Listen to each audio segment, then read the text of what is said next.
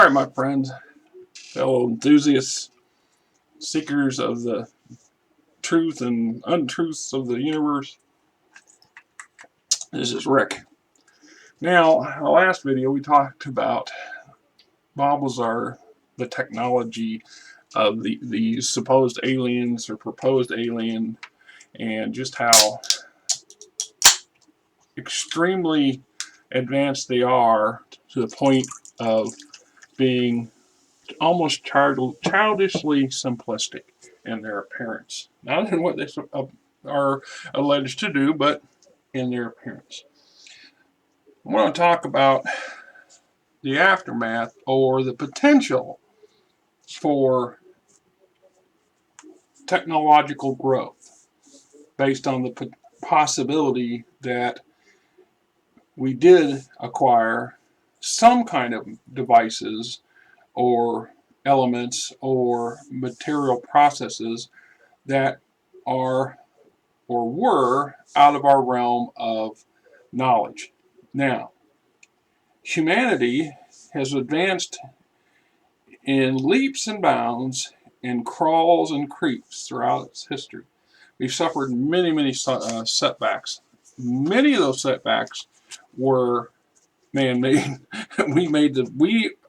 Our ancestors created the issues out of ignorance. Now, I'm not a historian, but bear with me a little bit so we get to the meat of what I'm rambling on about this morning. The idea of Alexander's library, the Library of Alexandria, is an example. This supposedly was a center of learning and a place for all kinds of potential things to be explored or advanced. Knowledge is brought from the four corners of the known world. Scholars back in the day, they would not have termed anybody a scientist, but I'm sure there was a lot of terms, everything from sorcerer to crazy person in various tongues. Anyway, these people would come together and share ideas. They would read other people's ideas or put their own ideas down on some sort of lasting format, whether it be carved in stone literally or on some kind of papyrus or leather or what passed for their version of modern paper. Excuse me. And then they would share these ideas, and other people would come along and gain insight or ideas of their own, or challenge other people's ideas. And the fact of trying to challenge them and proving that the concept is flawed or fade or a non-starter, discover something else entirely. Right? We see this. And at some time, the library is destroyed. And lots of material and research and letters and scrolls and what have you is destroyed and lost to history. We can go through, that would be probably a man-made or a natural-made cataclysm. We're not so 100% sure. We know that in Roman times, knowledge was often suppressed. A current Caesar didn't like something, he had it eliminated. In more recent times, if you look at the book burnings of the 40s and again in the late 70s, early 80s, how many of you know those about that? They're all familiar with the images coming, from World War II, where the Nazis destroyed and raided and pillaged and raped entire nations. Stockpiles of arts and crafts and universities and museums and libraries. Anything that the Germans didn't like, the Nazi Germans didn't like at the time, they burned it, they destroyed it, or they buried it somewhere. How much knowledge, for example, did we lose? How many things that we didn't have multiple duplicates of disappeared? We can say certain religious organizations throughout history are famous for having done similar things, either destroying stuff that didn't fit their dogma or burying it in their own versions of really deep museums and libraries held exclusively for members of their own clergy. And I'm not going to name names of most large, one of the largest Christian organizations still in existence that was famous for that sort of stuff. You can do your own homework on that, because we're not trying to start any kind of BS. In recent times, in the 70s in America, in the early 80s, we went through a number of literary challenges where, for elements of organizations with family, that didn't quite agree with their children having access to certain types of books and subject material, they actively went after it. They tried to suppress it legally, and in some cases literally had staged bonfires and burned these books. And it's truth. I saw a smaller version of this and experienced it firsthand when we call it the satanic panic. Anybody who is an avid gamer, tabletop gamer, war gamer, like to play role-playing games, things of that, I have an entire second channel, YouTube channel, on my gaming hobby and that thing, and so on and so forth. So certain radical members of the Christian church began ramping up this belief that anything that related to Dungeons and Dragons was satanic, and it was going to lead to the destruction of America and the world as we know it. And they literally staged burnings. My mother was convinced that I was on the wrong road and took my first edition collection of Dungeons and Dragons and threw it into a fire. And then my grandfather, who was a registered minister, had a church for some 45 years, chastised her for that very thing, saying that was just plain ignorance and stupidity. And she felt bad about that and gave me a whole whopping $100 to try to reconstitute my collection at the time, which suffered to this day from a different perspective, because the original first edition stuff that came out, the first printing, is now worth hundreds and hundreds of dollars on the internet. You go on eBay, you go on Amazon, and so on and so forth, and try to look up some of the first edition material, and you will. It's retardedly expensive. I have another game system that is related to J.R.R. Tolkien's Lord of the Rings, and their second edition material for Middle-earth role-playing games, known as MERP, is insanely expensive. I went looking for a used copy of something that I don't have in my collection, and the cheapest copy I could find was $175, and a brand new, still in the wrap package version that people are wanting almost $1,800 for it. And another used version was like $700 and something. So needless to say, I wasn't able to purchase any of it. So needless to say. So when we look at the technology, there's a couple things that Bob Lazar says or mentions, and it's kind of like this afterthought or this aside. It pops up here and there, but he talks about that there was he had heard a rumor that the Russians and other foreign nations had been regular visitors at Area 51 and occasionally S4 and other institutions. And I want to probably do a little video on that subject, a different subject, but relating to the facility itself, because when I hear the term S4, it sounds like South 4, which suggests that there were South 1, South 2, and South 3, and potentially other South units. And other West, was there a W4, an E4? Potentially there are and were, because that's how the nature of those facilities tend to be set up, especially since our government likes acronyms.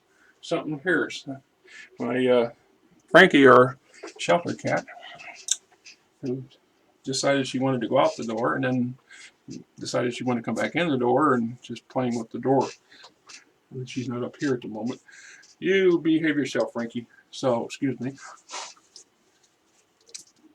Looking at the technology, he says at this point, suddenly the Russians specifically, but I imagine some other non-really close allies were showed the door and never invited back.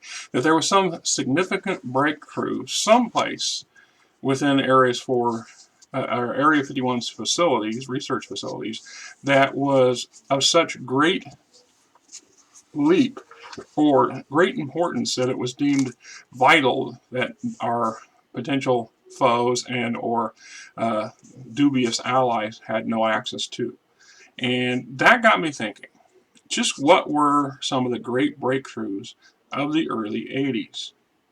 Now, I grant you, and many of you will suggest this or say this or will at least potentially think it, a lot of technology takes a long time to develop. The fact of the matter is, it's the truth. And we do see huge influxes of innovation and outright technological advancement and design, usually because of desperation. So during World War I and during World War II, after each war, there was an era, a time where we've seen this surge of new technologies. Our society and our world changed radically and drastically in the 50s. When you compare it to the years of the 20s and 30s, we went leaps and bounds in a very short period of time. And the majority of that was influenced by the desperate needs of World War II from all directions, from all sides. And then the advantages of the victors acquiring the research and materials of the losers and expediting them and stepping on them. We've seen the entire space age explode out of, the early 50s, out of the technology developed by Nazi Germany and America and Britain and a number of other allies who were desperate to counter some of the technologies that the Germans were already using in the war.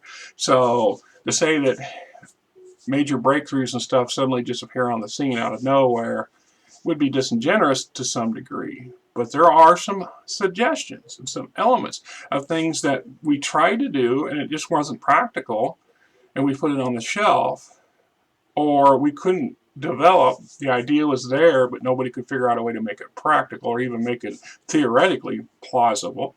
Because there's a lot of your so-called science types out there who argue with each other over what's plausible and what's not. And then there'll be always some that, like I said, that there are some consistencies, that all things must be equal, blah, blah, blah, because this. Ultimate zero is ultimate because there's no such thing as anything colder than ultimate zero, unless there is. Unless we prove and we find something that's in some sort of alternate form or venue or vector, and then suddenly it's no longer absolute. I'm just pointing out that it's human arrogance to assume that we understand everything to a perfect level, because we are proven wrong often enough to make me think otherwise. So when I did a little search on the internet, 5 of the greatest breakthroughs of the mid to late 80s is stealth technology, i.e. the F-14, etc. was the F-117, The F-117 was developed in 1981. It was in development prior to that, but it was showcased in 81. The compact discs made huge leaps. Leaps for companies. The ability to find yet another storage device that was nearly indestructible. For those of you who remember cassette tapes and 8-track tapes and phonographs, there's a nostalgia about them now, especially the phonograph. But back in the day, I had a sizable collection as a young man of rock and roll and so on and forth on cassette tape, because that's what you had in your vehicle and that's how you could get it. That was your version of an MP4 player. And the downside with the cassette tapes is they're fragile. They're terribly fragile. The tapes within them can easily stretch. They can easily get tied up, or once they start to tangle, you must throw the darn thing away and buy a replacement if you leave them in the heat. You know, the heat of a enclosed car can damage them. If you leave them on the dashboard, you're really risking them being damaged. And the opposite of that, the dead of winter, is also true. They can become brittle and problematic in extreme cold. So the fact was, it was still the medium we had. And then they come out with the compact disc. How much did that change everything? On a subtle, short level. The compact disc is much more durable, much more resilient, much less likely to be damaged by heat or cold unless you inflict it directly upon it. Unless you bend it and crack it, throw it around like a frisbee, the odds are pretty good that they're going to be there and they're going to retain their contents for a long time. That was the other downside of magnetic tape, which is what your cassette tapes generally used, for those of you who aren't aware of that. So they can become demagnetized by accident or over time. They just lose their ability to retain their information. And how is this pertinent on the larger scale? Well, the music industry aside, the computer industry, the nascent late 60s, early 70s industry used giant versions of cassette tapes. They were big reels of magnetic tape to basically hold all the programming and transfer it from one device to the next. In a lot of cases, that was the physical storage medium that they would have to have. And you'd see these in those old videos, old movies and stuff, where these guys have got them big reels in the background clicking away and spinning and not spinning. And there'd be entire rooms of these things. And you'd have a librarian of sorts whose job was to coordinate and account for everything and bring out the stuff when you needed it most. And to get a very complicated program in the 50s or 60s for the computers, it could take dozens of these things and working in tandem. So having a much more durable, much more compact, much less material-wise requirement to store things that are going to store for a much longer period of time was a major breakthrough, and it still is to this day. It wasn't until they come up with the thumb drive or the magnetic or the electronic version of an even much more compact system. And the other side of the thing that we take for granted based off of our technological advances since the 80s is public storage. The fact is, with this very video that you're listening to or making fun of or getting ready to delete because it's nothing you thought it was going to be or what have you, is being digitally stored on a number of servers somewhere in this country. Potentially in the town of Altoona, Iowa, which is about 10 miles from here, because they have 5 huge, massive buildings out there full of servers for this very purpose, for YouTube and for Google and so on and so forth. We have a couple of these they've been cropping up in the last 10 years and becoming pretty good size facilities. The medium is once again changed. We don't use the CDs like we did, but they were a radical change in how things did. This very laptop that I have does not have a CD drive in it or of any sort. My previous one that I was doing videos with a couple months ago does. And the upside for that one was I could pop in a video and watch my favorite TV or movie or TV or whatever show on it. And this one here, I have to be able to download it from the internet at cost, of course, or possibly free through YouTube, and or use some sort of plug-in medium device or a third-party device, right? So it's kind of backslid hair in my view, because I'm old and archaic versus the new stuff, the new crap that's out there right now.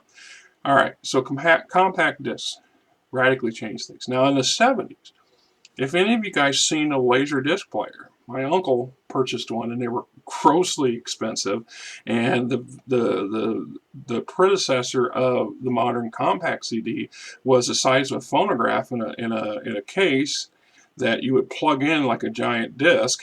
And those things were about $100 a movie, and he bought a bunch of them. So I got the privilege of actually seeing some old James Bond movies and other things like that were on Laserdisc, and it was actually much more improved technology, more advanced than the compact disc that came after it. It just wasn't practical or cost effective. It's kind of the old argument, if you probably are not familiar, unless you're old and crotchety like me, is the argument between Betamax and VHS back when the VHS players became publicly commercially viable. And the Betamaxes were far more expensive. They held less material on their cassette tapes, like an hour's worth versus up to 6 hours on a VHS tape. And but the quality of the Betamax was much superior to the VHS. But the VHS went out because, like I said, it could hold more and they were cheaper. Flat, and that was the end of that. So we move on to the next great thing that pops up in 1984 in around that. It's called DNA fingerprinting. Now, what we mean by DNA fingerprint is not that they can take your piece of you.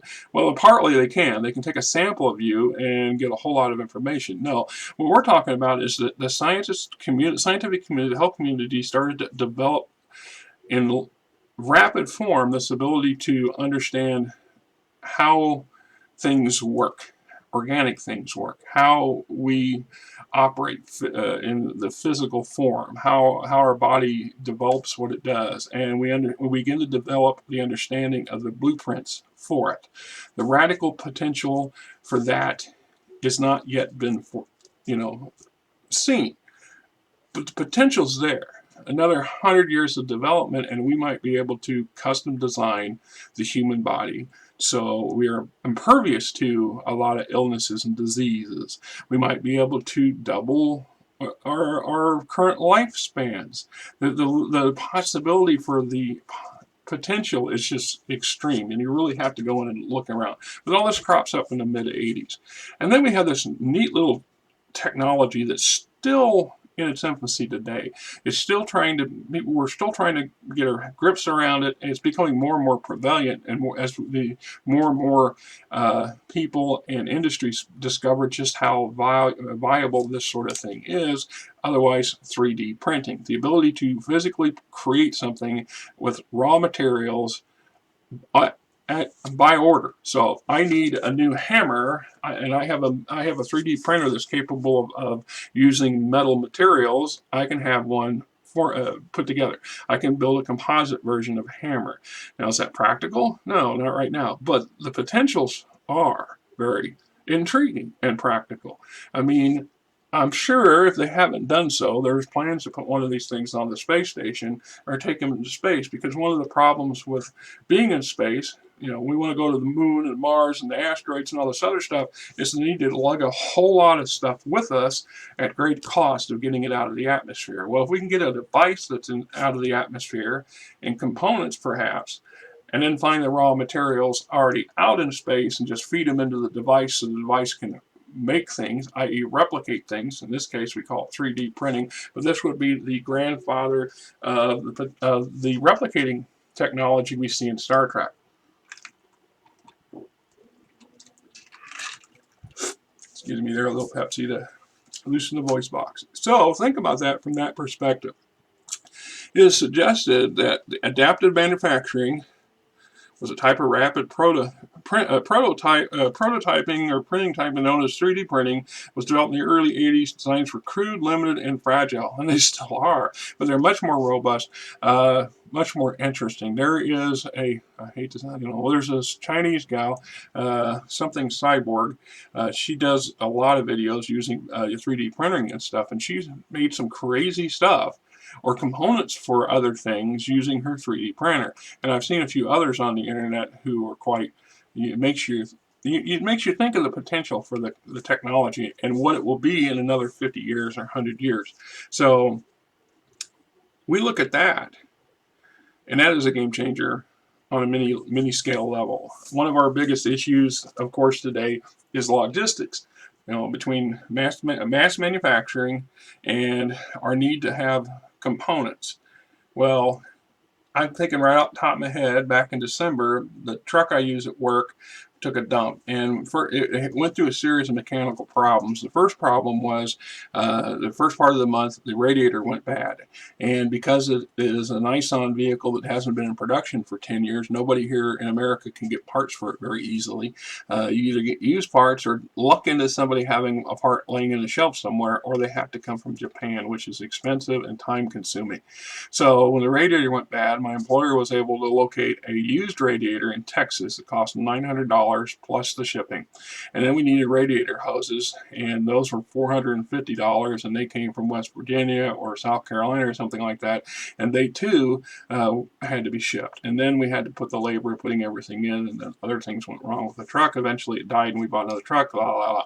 But the point is if he could have, if we could have gone to a local manufacturer and said, look, we need a radiator for this truck, and he could pull up the blueprints and 3 days later call us up and say, we printed it out for you, come get it. If we need radiator hoses, the same thing. We go to somebody and they could just form them on the spot.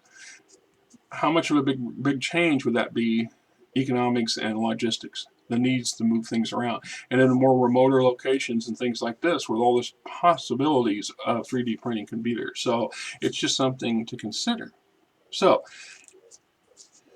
just like Bob Lazar's repeated comments about the saucer, the Speedster model itself, the sports model, is he was of the belief that it was ceramic in nature.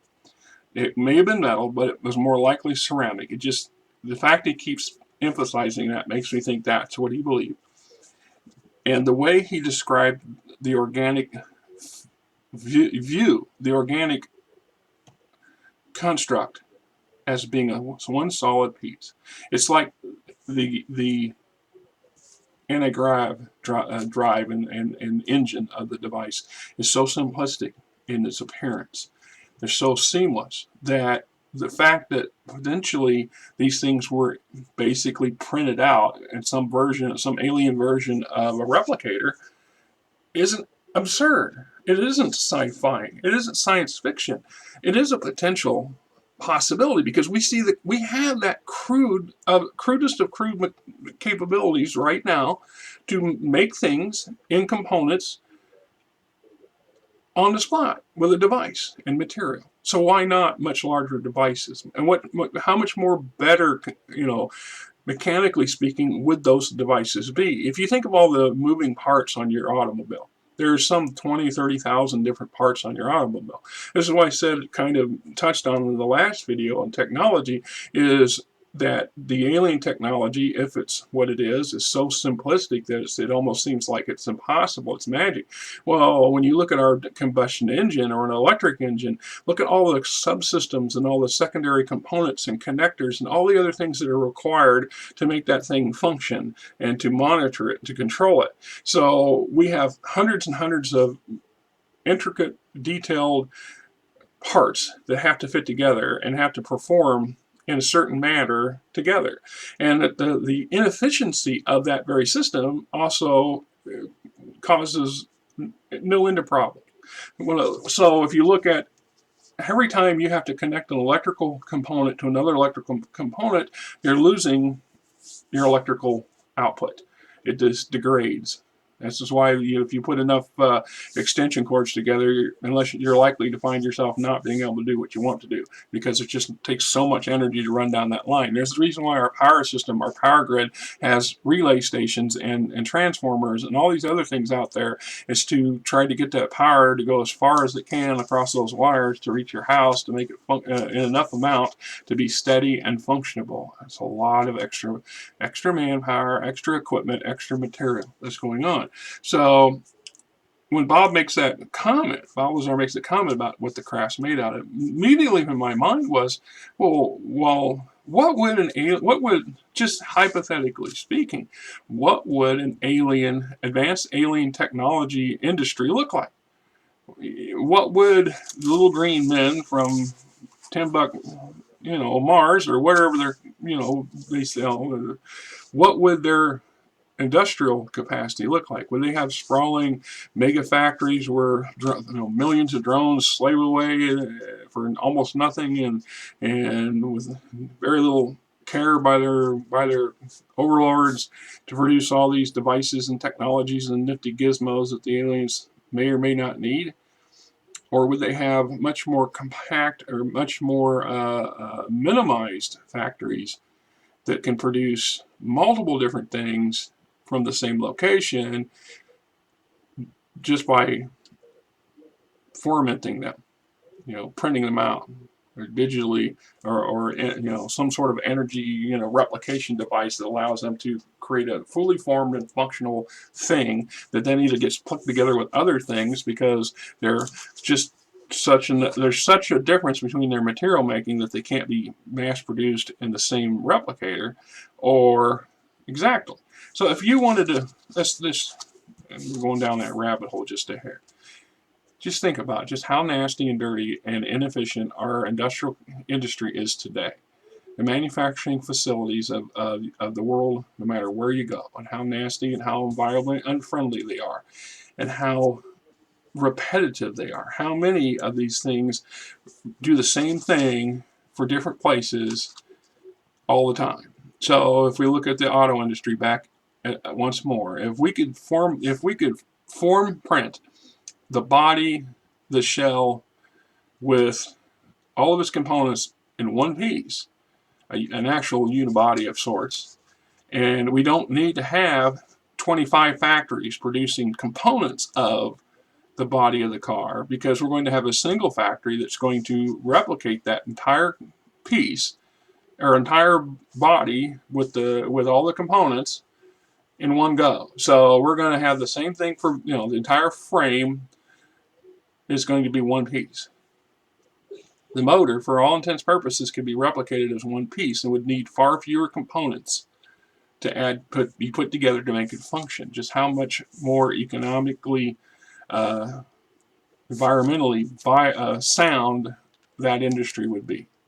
You wouldn't need to have 40, 50, 40, 25 factories producing different things and then bringing them to another factory where everything's assembled. Now, I'll grant you that would totally destroy our economic understanding of how things work, but you know what? We're kind of doing that little by a little anyway, or a lot in this day and age, right? So it's something to consider. And since the early 80s, since Bob Lazar was there, just briefly, and we're assuming, hypothetically, that is telling the truth. What he saw, that he was there, and what he heard, etc., etc. So at some point, suddenly, all of our non-essential allies were given a trip to the gate and thanked them and sent them on their way and never let them come back. And then suddenly, in the mid to early 80s, there's this explosion of what we consider advanced technology, even by today's standards. We see the advent of fiber optics. We see the advent of microcomputers and microtechnology to the point where we can manufacture very complicated devices that can sit in your hand. The very leap from what those devices were like in the 70s to what they were in the late 80s is just staggering. If you really step back and take the blinders off and look at the bigger picture of just how fast and how efficient things changed in 2 decades. So from the 70s, anybody who remembers growing up in the 70s, everybody had a house line and a phone, and maybe rotary phones even, and then digital or touch tone phones, but you still had a physical phone that was developed connected to a physical line that went out to the street, etc., etc. It was a huge network. And then suddenly, by the 90s, everybody's carrying cell phones. By the year 2000, better than half the households of the known world no longer have a landline. Just how radical change this is. It took better part of 100 years to get landlines into a house and to work, and everybody to have them and take them for granted. And now here we are at another 20 years later, and it's 2020, and I almost know of all the people I know, granted I don't know a huge amount anymore, I know one relative that has a landline, and that's because they're just not, they're resisting not having a landline for safety reasons, security reasons. And all the landlines we used to run our access to our internet on are gone because they've been replaced by cable that's becoming, eventually rapidly being replaced by fiber optics. I'm in a neighborhood where we don't have access to fiber optics just yet, but there's a company right across the road from us, or behind us, that's busily installing fiber optics all over the state of Iowa for the state. So it's just a matter of time, and our speed and efficiency will magnify because we're using fiber optics. And even so, I don't have access directly to it, but my money says that my cable runs down the block somewhere where it ties into a fiber optic network fairly close by. I'm just pointing out that. It's just huge change.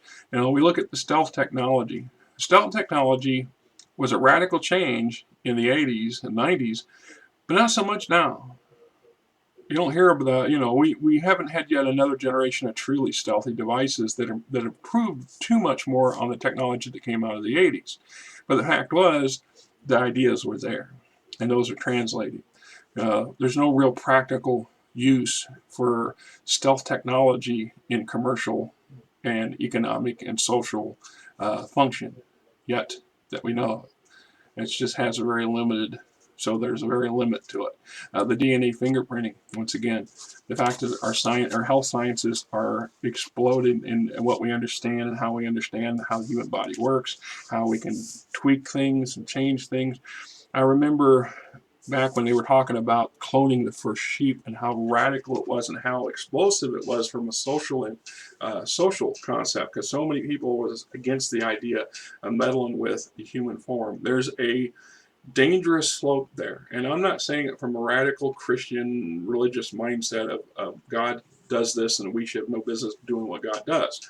Now, the dangerous thing is trying to manipulate things that evolved over millions of years in a short manner and accidentally creating a mutation or some kind of triggering something that's purposely gone dormant in the human form or other organic form and having it do something utterly destructive. So once again, when I was a young man, the chances, my parents were terrified of the idea of atomic warfare because it was just prevalent from the 50s on, that we were always 5 minutes away from potentially all dying because of this. We learned to ignore it and pretend like it's not there.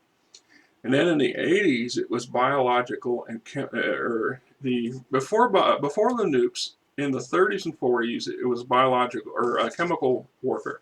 It was the potential for terrible chemicals being released on the populace that would do terrible things. And then it became the nuclear question. And then it was a biological question coming in the 80s, because this is when things in the biological stuff start to really crank up, start to become an issue, because we can develop things that will wipe out entire species, including ourselves, pretty fast, or make ourselves very, very miserable. And yet, how much of that could or could not be attributed to quote alien technology, stuff that really we shouldn't meddle with because we don't understand it? And Bob Lazar kind of hints at that a couple times, that perhaps the government research facilities are so inept at research of these things, in part because they try to be very careful. I want to believe this, but I also have no faith in the establishment, so I know pretty much better. This is why there's that story with Bob Lazar brings out of an unscheduled nuclear explosion that potentially might have been his predecessor and another team using basically a hacksaw to cut open a nuclear reactor. Plasma torch, whatever it was, doesn't matter. It sure wasn't well thought out, was it? Or if they did, they should have been much further away in a much safer bunker than they were. Just saying. So when we look at things like 3D printing and the technology of the internet and the social media that we have today, the speed of communications and instantation, I mean, the things have changed so radically since the 80s, it's almost impossible for most people today to envision the world without them. Even knowing that I grew up without access to the internet, my first internet connection came in '92. And it was, I started out with a CompuServe, and it was almost $3 it was just retardedly expensive. And then I went to American Online when it came out, and it was like $2 an hour or something like that. I know that I spent so much time on there on 1 month, I ran up an $800 phone bill. It was pretty bad. And then in '93, I think, '95, it went flat rate, and it was just like overdosing. I think I stayed on the internet for 3 days straight. I was playing online video games that were text-based by today's standards. That's just, archaic. What do you mean it didn't have any visuals? Well, that's just what it did. You use your imagination. Oh my God, right? So think of that. All I'm saying is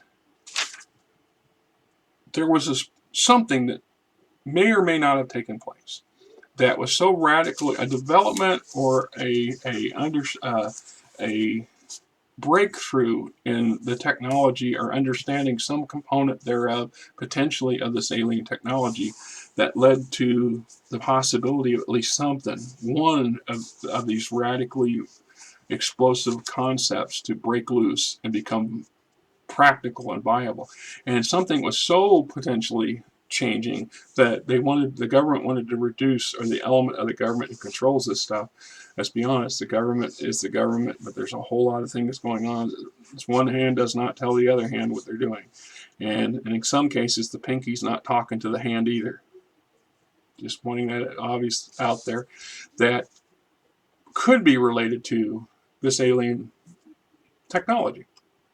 And Bob Lazar's suggestion that they locked out the Russians specifically, but other entities as well, makes sense. Perfectly good sense. It's in a kind of twisted vibe. So there you have it. I mean, when we look at the possibility of the technology, this is, I mean, my layman's term, my crude understanding, my not so heavily educated mind, wondering just what is and what could be and where we at. There's an old, I don't want to, it's not an adage, but there's this old suspicion, and it's somewhat on a conspiracy, that the actual technology that the government possesses in development is so far advanced of what we currently see. So by the time the F-117 become the new thing, they were already deep into the B-2. They were already developing the B-2 in secret, and the technology for the F-35 was on the table. So it took another 20 years, another 15 years or whatever for the B-2 to become ramped up and in production. And the F-7, at that point, the F-17, you even hear about them anymore. I mean, I assume they're still flying them, but you hardly ever hear them talk about the F-117 anymore. So what predecessor, or what preceded it? What have they developed that's better and quicker? Well, the F-35 is not that craft. I'm just telling you, the F-35 is an advanced craft by a lot of means, and the F-22 is an advanced craft, but it's not the predecessor or the current version of what an F-117 would supposedly be. We don't hear much about it. Nothing, now that I think about it. I haven't heard anything about these things since the Gulf War. So that's been 15 years ago. 15 years? Yeah, a while back. Yeah, right. Just saying. So, fact that we suggest that certain industries and certain corporations and certain governments have access in developing and are developing advanced technologies that they keep under wraps for good reasons, because not all advances are pertinent. Sometimes you do research for the sake of research to develop something, and something comes out of it that's not healthy or not organically sound or not suitably functionable. So going down any further that path is redundant or pointless or dangerous, and perhaps they cut it off, right? So, like I said, I think next time I do one, I'm going to talk about Area 51 and ask for potentially the facilities and why the mindset of the government may work the way it does, or at least it did in the 80s. So I think things are changing and have changed, not necessarily for the better. We have a lot of issues today that are in almost dire straits and situations that need to be addressed and dealt with, and our government's all but paralyzed itself.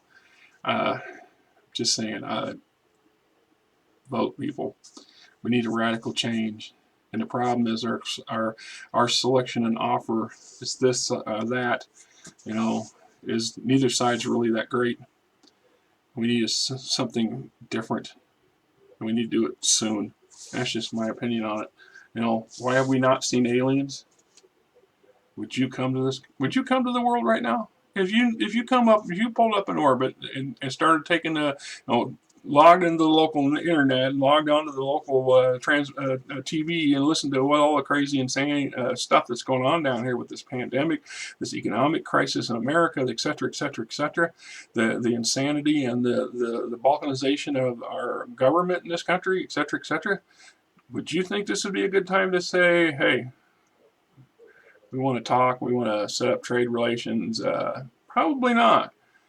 And ever since the 50s, we've been radically trying to obliterate ourselves in one form or another. All the more reason for the aliens to sit back and go, well, this is a crucial time, and we don't want to be that catalyst or that trigger that explodes everything and sets it off. So there's possible reasons why. And this is one of them. Till next time, this is Rick.